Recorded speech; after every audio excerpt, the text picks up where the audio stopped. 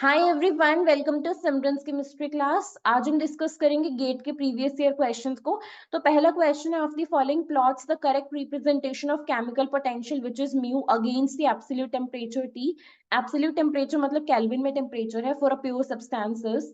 तो हमारे पास ये चार प्लॉट्स गिवन है, हमें बताना है कि कौन सा म्यू वर्सेस टी के बीच में करेक्ट प्लॉट है। तो सबसे पहले अगर मैं इसके बीच में एक्सप्रेशन और रिलेशन की बात करूं तो हमें पता है कि करली म्यू अपॉन करली टी एट कांस्टेंट प्रेशर जो होता है वो नेगेटिव एस के इक्वल होता है। ये बहुत ही ज्यादा इंपॉर्टेंट एक्सप्रेशन है जिसकी हमें नॉलेज होनी चाहिए in order to solve this question. तो हमारे पास बेसिकली प्लॉट गिवन है म्यू और टी के बीच में। तो इस प्लॉट के लिए जो हमारे पास स्लोप होगी वो होगी करली म्यू बाय करली टी, क्योंकि हमारे पास स्लोप क्या होता है, d y by d x होते हैं ना, दिस इज द स्लोप। तो इस ग्राफ के लिए करली म्यू बाय करली टी जो होगी वो हमारे पास स्लोप होगी। और actually it is equal to negative S. S क्या है, एंट्रोपी है। और एंट्रोपी हमें पता है गैस की ज्यादा होती है, फिर लिक्विड की और फिर सॉलिड की, क्योंकि एंट्रोपी का क्या मतलब होता है कि रेंडमनेस कितनी ज्यादा है। तो गैसेस के केस में एंट्रोपी ज्यादा होगी। और ये नेगेटिव है, यानी कि जो स्लोप होगा इस ग्राफ का वो डिक्रीजिंग होगा।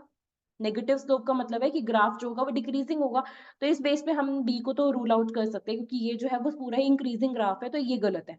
ठीक है, अगर हम नेक्स्ट पॉइंट की बात करें, हमें पता है कि एंट्रोपी गैस की ज्यादा है, मतलब अगर इसको देखोगे तो तीनों की जो स्लोप है सॉलिड की, लिक्विड की और गैस की, वो डिफरेंट है। तो डिफरेंट का मतलब है जो गैस है वो ज्यादा स्टीप होगी, सॉलिड जो है वो कम स्टीप होगी, लिक्विड जो होगी वो इन बिटवीन होगी। ठीक है, लिक्विड जो होगा वो इन बिटवीन होगा, सॉलिड जो होगा उसकी एंट्रोपी कम है तो वो कम डिक्रीजिंग ग्राफ है। गैस की एंट्रोपी बहुत ज्यादा है तो वो ज्यादा डिक्रीजिंग है। ऑल्दो दोनों ही डिक्रीजिंग है बट और लिक्विड इन बिटवीन है, पहली बात।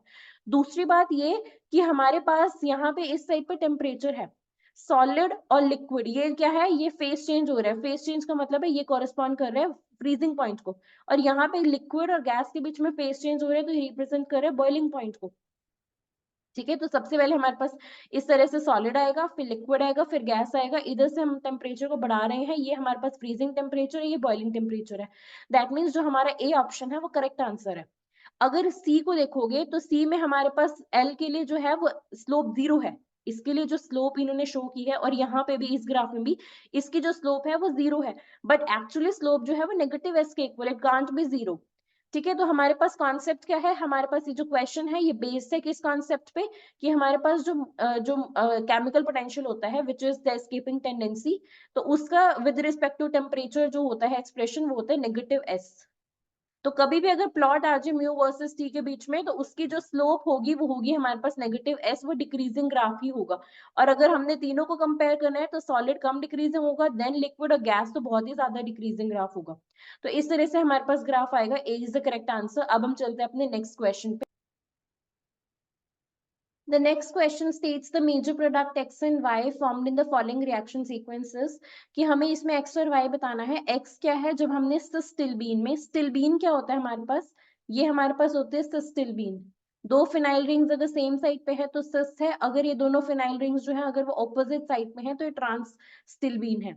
ठीक है, हमने क्या किया, हमने इसमें लाइट डाली इन प्रेजेंस ऑफ साइक्लोहेक्सेन।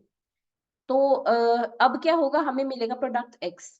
उसके बाद हमने इसमें आयोडीन डाली एयर के प्रेजेंस में, एयर मींस यहाँ पे ऑक्सीजन के प्रेजेंस में, तो हमें मिलेगा वाई। तो फर्स्ट रिएक्शन जो है हमारे पास बेसिकली वो पेरीसाइक्लिक रिएक्शन है। और जो सेकंड रिएक्शन है, और यू कैन से जो सेकंड रिएक्शन है वो हमारे पास बेसिकली ऑक्सीडेशन रिएक्शन है। तो अगर मैं सबसे पहले स्टेप की बात करूं तो देखो हमने सिस्टिल्बीन लिया। सिस्टिल्बीन का मतलब है पीएच, डबल बॉन्ड पीएच, इस तरह से। इसको हम फिनाइल रिंग को इस तरह से ओपन करके लिख सकते हैं, इस तरह से। यहाँ पे आएगा double bond, double bond, double bond, double bond, ये बेंजीन रिंग इस तरह से है। और यहाँ पे हमारे पास ये है, ये हमारे पास है सिस्टिल्बीन। अब क्या होगा यहाँ पे अब जैसे हम लाइट डालेंगे तो यहाँ पे इलेक्ट्रोसाइक्लाइजेशन होगी। ये बॉन्ड यहाँ शिफ्ट होगा, ये वाला बॉन्ड यहाँ शिफ्ट होगा, और ये वाला बॉन्ड यहाँ शिफ्ट होगा। तो जैसे, और ये कैसी रोटेशन है, डिस रोटेशन है। ठीक है, डिस रोटेशन है, इलेक्ट्रोसाइक्लाइजेशन होगी, मतलब यहाँ पे एक साइक्लिक रिंग बनेगी। देखो किस तरह से, ये इस तरह से benzene ring as it is है। यहाँ पे एक बॉन्ड इस तरह से, यहाँ पे एक रिंग बन गई है, और यहाँ पे ये वाली जो रिंग है वो एज इट इज है, इस तरह से। ये जो बॉन्ड्स है, जो बॉन्ड्स एज इट इज रहे उसको एज इट इज रखना। एक बॉन्ड यहाँ बना है और एक बॉन्ड यहाँ बना है, और यहाँ पे जो दो हाइड्रोजन है, क्योंकि डिसरोटेशन है तो दोनों कैसे होंगे, इधर ट्रांस होंगे। दोनों की जो स्टीरियो होगी वो ऑपोजिट होगी, तो हमारे पास ये मिलेगा x हमारे पास ये है, तो इसी के बेस पे हम बता सकते हैं कि b तो गलत है, क्योंकि यहाँ पे तो इन दोनों की स्टीरियो सेम है। और यहाँ पे इन्होंने क्या किया है, लाइट डालने पे इन्होंने क्या किया, सिस ट्रांस आइसोमराइजेशन कर दी है। ठीक है, इन्होंने सिस ट्रांस आइसोमराइजेशन कर दिया, विच इज अगेन रॉन्ग। ये भी प्रोडक्ट रॉन्ग है, हमारे पास ये मिलेगा, तो इसका मतलब हम डायरेक्टली कह सकते हैं ए करेक्ट है, बट इसको हम कंप्लीट करेंगे। अब देखो नेक्स्ट स्टेप में क्या होगा, नेक्स्ट स्टेप में हमने डाला आयोडीन और एयर, तो आयोडीन और एयर से हमारे पास हो गया ऑक्सीडेशन। ऑक्सीडेशन का मतलब क्या होता है, लॉस ऑफ हाइड्रोजन। तो होगा क्या, ये जो हाइड्रोजन है अपने इलेक्ट्रॉन पेयर्स को यहाँ रखेंगे, ये यहाँ शिफ्ट होगा, ठीक है, ये यहाँ आएगा और ये अपना ये हाइड्रोजन इस तरह से लीव करेगा, तो यहाँ से हमारे पास लॉस ऑफ हाइड्रोजन होगा, और लॉस ऑफ हाइड्रोजन से हमारे पास यहाँ पे ऑक्सीडेशन होगी, बेंजीन रिंग फिर से इस तरह से रीजनरेट हो जाएगी, और यहाँ पे हमारे पास इस तरह से एक बॉन्ड यहाँ आएगा, यहाँ पे एक बॉन्ड आएगा, एक बॉन्ड आएगा यहाँ पे, ठीक है। उसके बाद हम इस वाली रिंग को भी कंप्लीट कर लेंगे। इस बॉन्ड को ना हमें इधर इधर शो करना चाहिए, ताकि हमारी बेंजीन रिंग जो है वो दोनों कंप्लीट दिखे इस तरह से। ये हमारे पास मिला हमारा फाइनल प्रोडक्ट, और इसका नाम क्या है, इसका नाम है फिनेंथ्रीन। फिनेंथ्रीन, ये question exam point of view से बहुत ज्यादा इंपॉर्टेंट है, कि यहाँ पे हमारे पास इस तरह से बनता है फिनेंथ्रीन। ठीक है, दो बेंजीन रिंग्स इस तरह से कंप्लीट होती है, बीच में एक रिंग होती है, एरोमेटिक सिस्टम है, Y is the correct, Y जो है वो ये बना है। तो अगर मैं इसको समराइज करूं, तो देखो हमारे पास क्या होता है, अगर मेरे पास लेट्स से सिस्टिल्बीन है, सिस्टिल्बीन में अगर मैं लाइट डालूंगी इन प्रेजेंस ऑफ साइक्लोहेक्सेन, तो यहाँ पे हमारे पास जो है वो डिस रोटेशन होगी और डिस इलेक्ट्रोसाइक्लाइजेशन होगी, इलेक्ट्रोसाइक्लाइजेशन होगी, तो हमारे पास ये प्रोडक्ट बनेगा जहां पे दोनों हाइड्रोजन जो है वो ट्रांस है। उसके बाद जब हम इसके ऑक्सीडेशन करेंगे, तो ऑक्सीडेशन से हमारे पास फाइनल प्रोडक्ट जो है वो फिनेंथ्रीन मिलता है, फिनेंथ्रीन मिलता है। अगर इन दोनों को देखोगे तो ये तो एंथ्रासीन है, तो ये दोनों तो रॉन्ग है, ये दोनों फिनेंथ्रीन है, बट यहाँ पे हमारे पास on the basis of the electrocyclisation, the dis electrocyclisation, A जो है वो करेक्ट आंसर है। That's it for this question. अब हम चलते हैं नेक्स्ट क्वेश्चन पे। Next question states the M by E value of the detectable fragment formed by McLafferty-like rearrangement of the following compound in mass spectrometer is। तो question जो है वो मास spectrometer से है, हमारे पास ये कंपाउंड गिवन है, हमसे पूछा गया है कि जब मैक्लेफर्टी रीअरेंजमेंट होगी, मैक्लेफर्टी रीअरेंजमेंट होगी, तो उस केस में जो हमारे पास आयन बनेगा, जो हमारे पास रेडिकल आयन बनेगा, रेडिकल कैटायन बनेगा, उसकी एम बाई ई वैल्यू क्या होगी, ये क्वेश्चन है। मैक्लेफर्टी रीअरेंजमेंट की अगर हम बात करें, मैक्लेफर्टी रीअरेंजमेंट, इसमें क्या होता है, इसमें 6 मेंबर ट्रांजिशन स्टेट बनती है, ठीक है। यहाँ पे हमारे पास जो होता है प्रोटोन का ट्रांसफर होता है गामा हाइड्रोजन, गामा हाइड्रोजन से प्रोटोन का ट्रांसफर होता है थ्रू 6 मेंबर ट्रांजिशन स्टेट। अब इसको ध्यान से देखो किस तरह से होगा, ये मेरे पास CN है, ठीक है, ये एक तरह से मेरा फंक्शनल ग्रुप है, ये अल्फा बीटा ये गामा, गामा पोजीशन पे हमारे पास एक हाइड्रोजन प्रेजेंट है, बट हमने इसको इस तरह से रीअरेंज करना है कि हम गामा हाइड्रोजन को इसके क्लोज दिखा सके CN के, तो हमने इस तरह से लिखा CN, ठीक है। यहाँ पे हमारे पास है एक अल्फा कार्बन, फिर हमारे पास है बीटा कार्बन, फिर हमारे पास है गामा, गामा पे हमारे पास है हाइड्रोजन, और गामा पे ही 2 मिथाइल ग्रुप्स अटैच्ड है। इस तरह से हमने लिख दिया। अब पहले स्टेप में क्या होगा, सब ये तो हमारे पास नॉर्मल मॉलिक्यूल है, हमारा नॉर्मल कंपाउंड है, हमने जब इस पे इलेक्ट्रॉन्स डाले तो इस पे बना रेडिकल केटाइन। होता क्या है, बेसिकली नाइट्रोजन के पास लोन पेयर होते हैं ना, तो वो क्या करता है, इलेक्ट्रॉन जो है वो इसका नॉकआउट हो जाता है, एक इलेक्ट्रॉन जो है वो चला जाता है, तो हमारे पास ये वाला जो है रिजल्टिंग रेडिकल केटाइन बनता है। अब क्या होगा, मैक्लेफर्टी रीअरेंजमेंट में जो गामा वाला हाइड्रोजन है वो देखो इस तरह से शिफ्ट होगा, ये वाला बॉन्ड यहाँ शिफ्ट होगा, ठीक है, ये वाला इस तरह से अल्फा बीटा वाला बॉन्ड ब्रेक हो जाता है इसमें, और ये जो गामा वाला हाइड्रोजन है वो यहाँ ट्रांसफर हो जाएगा। तो हमारे पास फाइनली क्या बनेगा, डबल बॉन्ड होगा N के साथ, N होगा अटैच्ड हाइड्रोजन के साथ, यहाँ पे होगा डबल बॉन्ड कार्बन, ठीक है, कार्बन के साथ 2 हाइड्रोजन अटैच्ड है, और ये पूरा क्या है, रेडिकल के टाइम है। ये हमारे पास है मैक्लेफर्टी रीअरेंजमेंट। बाकी जो है हमारे पास एल्कीन की तरह लीव हो गया, ये जो है ये पूरा जो है वो एल्कीन बन के निकल गया। हमारे पास क्या मिला, हमारे पास ये मिला रेडिकल के टाइम। अब मुझे इसकी एम बाई ई वैल्यू बतानी है। इसकी एम बाई ई वैल्यू क्या होगी, इसमें 2 कार्बन है तो 2 × 12, यहाँ पे एक नाइट्रोजन है तो 14, और यहाँ पे कितने हाइड्रोजन है, 3 हाइड्रोजन है, तो 24 + 17 दिस विल गिव यू 41। तो हमारी जो m/e वैल्यू होगी वो होगी 41। तो ये हमारा आंसर है। NET टाइप ऑफ क्वेश्चन था। हमें सिर्फ मैक्लेफर्टी रीअरेंजमेंट के बारे में पता होना चाहिए था कि गामा हाइड्रोजन जो होता है वो ट्रांसफर होता है, यहाँ पे गामा हाइड्रोजन का ट्रांसफर होता है। तो हमें सबसे पहले क्या करना था, हमें इसका रेडिकल केटाइन बनाना था। ये बनाने के बाद गामा हाइड्रोजन को स्पॉट करना था। गामा हाइड्रोजन इस तरह से ट्रांसफर होता है, ठीक है। तो यहाँ पे हमारे पास अल्फा बीटा वाला बॉन्ड क्लीव कर जाता है, तो हमारे पास जो बचता है उसकी m/e वैल्यू हमें इस तरह से रिपोर्ट करनी थी, ठीक है। तो ये था इस क्वेश्चन के बारे में। अब हम चलते हैं अपने नेक्स्ट क्वेश्चन पे। The next question states the ratio of molecules distributed between two states is 9.22 times 10 to the power 6 at 300 Kelvin. The difference in energy in kilojoule per mole of the two states is. तो let's suppose मेरे पास इस तरह से दो states हैं, इसको मैंने ith state बोल दिया, इसको jth स्टेट बोल दिया। यहाँ पे नंबर ऑफ पार्टिकल्स हैं Ni और नंबर ऑफ मॉलिक्यूल्स है Ni, यहाँ पे है Nj।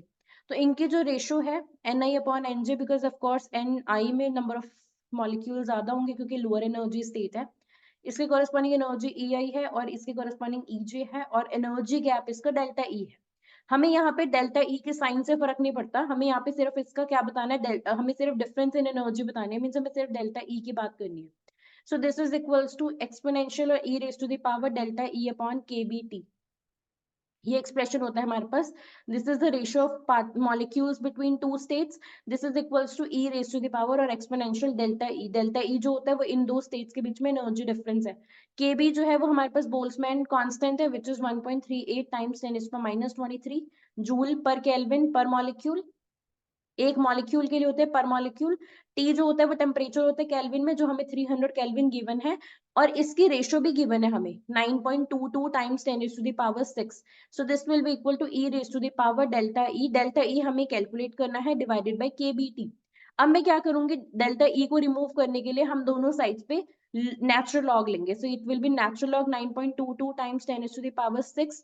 This will be equal to delta E upon kBt, ठीक है। डेल्टा E को एक तरफ रखो, बाकी kBt को अगर हम इस साइड ले जाएंगे, so this times natural log 9.22 times 10 to the power 6। अब जो kb है इसकी वैल्यू है हमारे पास 1.38 टाइम्स 10⁻23 जूल पर केल्विन पर मॉलिक्यूल, और टेम्परेचर जो है वो है 300 केल्विन, ठीक है। और ये वाली एक्सप्रेशन ऐसे कैसे है, यूनिटलेस है, इसको सॉल्व कर लेंगे हम। केल्विन से पर केल्विन तो कैंसिल हो गया, बट यहाँ पे पर मॉलिक्यूल है, पर मोल नहीं है, यहाँ पे पर मॉलिक्यूल है, बट हमें आंसर निकालना है किलो जूल पर मोल में। तो सबसे पहली बात तो हम जूल्स को किलो जूल्स में कन्वर्ट करेंगे। किस तरह से, हम इस पूरे एक्सप्रेशन को 10⁻³ से मल्टीप्लाई कर देंगे, तो जूल जो है वो किलो जूल बन जाएगा। अब यहाँ पे पर मॉलिक्यूल है, पर मॉलिक्यूल को पर मोल में कन्वर्ट करने के लिए, मोल में कन्वर्ट करने के लिए हमें इसे एवोगैड्रोस नंबर से मल्टीप्लाई करना पड़ेगा, तभी ये पर मोल में कन्वर्ट होगा। जब हम इस एक्सप्रेशन में देखो, यहाँ पे हमारे पास क्या है, इसको कर देते हैं इरेज। हमारे पास जो डेल्टा E है हमें उसकी वैल्यू निकालनी है, साइन से फर्क नहीं पड़ता, हमें सिर्फ डिफरेंस बताना है कि डिफरेंस क्या है। तो यहाँ पे हमारे पास देखो, हमारे पास जो डेल्टा E है वो है kBt times natural log 9.22 times 10 to the power 6। इसको हम सॉल्व कर लेंगे, ठीक है। kb की वैल्यू हमारे पास है 1.38 टाइम्स 10 टू द -26 कह लो किलो जूल पर केल्विन पर मॉलिक्यूल, पर मॉलिक्यूल, बिकॉज मैंने यहाँ पे जूल से किलो जूल में तो कन्वर्ट कर दिया। टेम्परेचर है 300 केल्विन, इसकी वैल्यू लेट्स सपोज हमारे पास सॉल्व करके x आ गई, तो यहाँ से केल्विन से पर केल्विन कैंसिल हो जाएगा, पर यहाँ पे पर मॉलिक्यूल है, पर मॉलिक्यूल को मोल में कन्वर्ट करने के लिए हमें इस पूरे एक्सप्रेशन को किससे मल्टीप्लाई करना पड़ेगा, एवोगैड्रोस नंबर से, ठीक है। टाइम्स 300 टाइम्स ये जो वैल्यू आई है टाइम्स एवोगैड्रोस नंबर 6.022 टाइम्स 10⁻23। तो इसको जब सॉल्व करोगे तो हमारे पास आएगा ऑलमोस्ट 40 किलो जूल पर मोल। तो ये हमारे पास फाइनल आंसर आएगा, क्योंकि हमें NET टाइप ऑफ क्वेश्चन पूछा गया, तो यहाँ पे इसका आंसर आएगा 40 किलो जूल पर मोल, इसके यूनिट्स है। तो जो इस क्वेश्चन के पीछे का हम ये कह सकते हैं जो लॉजिक है, जो कॉन्सेप्ट है, वो ये है कि हमारे पास जो एक्सप्रेशन होता है दो स्टेट्स के पार्टिकल्स की रेशियो का, this is equals to exponential e raise to the power delta E upon kBt। ये एक्सप्रेशन ध्यान रखना था, ये रेशियो दी हुई थी और हमें डेल्टा E पूछा गया था, kb भी पता है, टेम्परेचर भी पता है, बट यूनिट्स का ध्यान रखना, kb जो होता है वो जूल पर केल्विन पर मॉलिक्यूल होता है। अगर मैं kb को एवोगैड्रोस नंबर से मल्टीप्लाई कर दूंगी तो हमारे पास क्या आएगा, हमारे पास आएगा जूल पर केल्विन पर मोल। और अगर मैं इसको मल्टीप्लाई कर दूंगी अगर मैं इसको मल्टीप्लाई कर दूंगी 10⁻³ से, तो कन्वर्ट हो जाएगा किलो जूल पर केल्विन पर मोल में। और इसके साथ टेम्परेचर तो है ये केल्विन में, तो केल्विन से पर केल्विन कैंसिल हो जाएगा और हमारे पास जो आंसर आएगा वो हमारे पास आएगा किलो जूल पर मोल का, बिकॉज इस रेशो का था कोई यूनिट ही नहीं होता। तो इसका आंसर है 40। That's it for this question. अब हम चलते हैं अपने लास्ट क्वेश्चन की तरफ। तो ये लास्ट क्वेश्चन क्या कहते हैं, the ratio of molecules distributed between two states, sorry ये क्वेश्चन तो हम डिस्कस कर चुके हैं। Let's quickly move to next question. तो ये है हमारा last question, the overall yield in percent of for the following reaction sequences, NAT type of again question है। हमारे पास एक सीक्वेंस ऑफ रिएक्शंस गिवन है, हमें इसके ओवरऑल और फाइनल यील्ड बतानी है। तो देखो पहले स्टेप में हमने स्टार्ट किया बेंजल्डिहाइड से, हमने बेंजल्डिहाइड में ऐड किया क्या, Grignard reagent methyl magnesium bromide.